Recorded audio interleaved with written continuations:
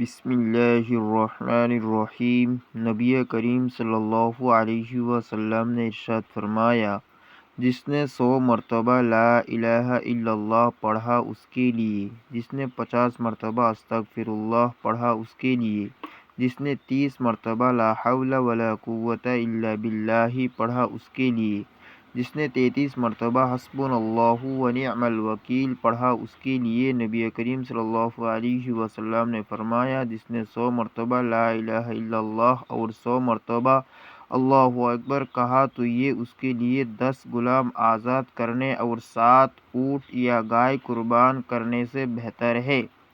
جنت میں لے جانے والے اعمال۔ حضرت ابو ایوب انصاری رضی اللہ عنہ نبی کریم صلی اللہ علیہ وسلم سے بیان فرماتے ہیں کہ جس شخص نے 10 مرتبہ یہ کلمہ پڑھا، لا الہ الا اللہ وحدہ لا شریک لہ لہ الملک ولہ الحمد وہو علی کل شیء قدیر، اللہ کے علاوہ کوئی عبادت کے لائق نہیں، وہ اکیلا ہے، اس کا کوئی شریک نہیں، اسی کی بادشاہی ہے اور اسی کے لیے تعریف، اور وہ ہر چیز پر قادر ہے۔ وہ اس شخص کی طرح ہوگا جس نے اسماعیل علیہ السلام کی اولاد میں سے 4 جانیں آزاد کیے۔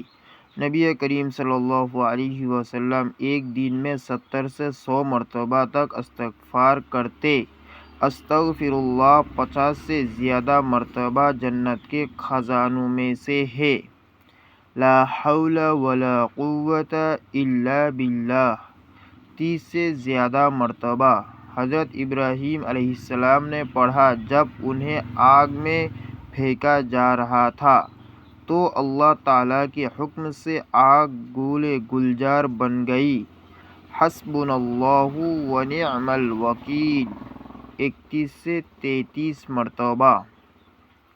رسول اللہ صلی اللہ علیہ وسلم کو جب کوئی مشکل معاملہ پیش آتا تو پڑھتے، یا حی یا قیوم برحمتک استغیث، یا حی یا قیوم برحمتک استغیث، یا حی یا قیوم برحمتک استغیث 20 سے 22 مرتبہ۔ اللہ تعالیٰ نے فرمایا، تم مجھے یاد کرو میں تمہیں یاد کروں گا، اور میرا شکر کرو اور میری ناشکری مت کرو۔ اور وہ مرد جو اللہ کو بہت یاد کرنے والے ہیں اور یاد کرنے والی عورتیں، اللہ نے ان کے لیے بخشش اور بڑا اجر تیار کر رکھا ہے۔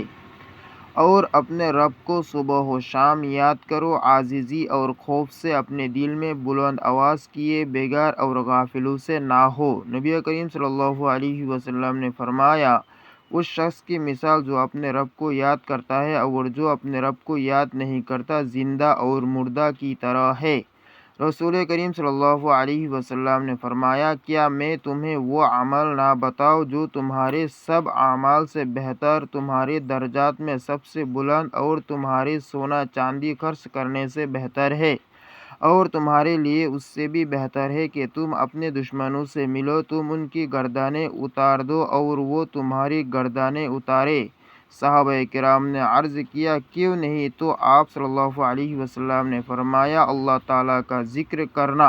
عبداللہ ابن بسر رضی اللہ عنہ فرماتے ہیں کہ ایک آدمی نے کہا، یا رسول اللہ صلی اللہ علیہ وسلم، مجھ پر اسلام کے احکام بہت زیادہ ہو گئے ہیں، آپ مجھے کوئی ایک چیز بتائیے جو میں مضبوطی سے پکڑ لوں۔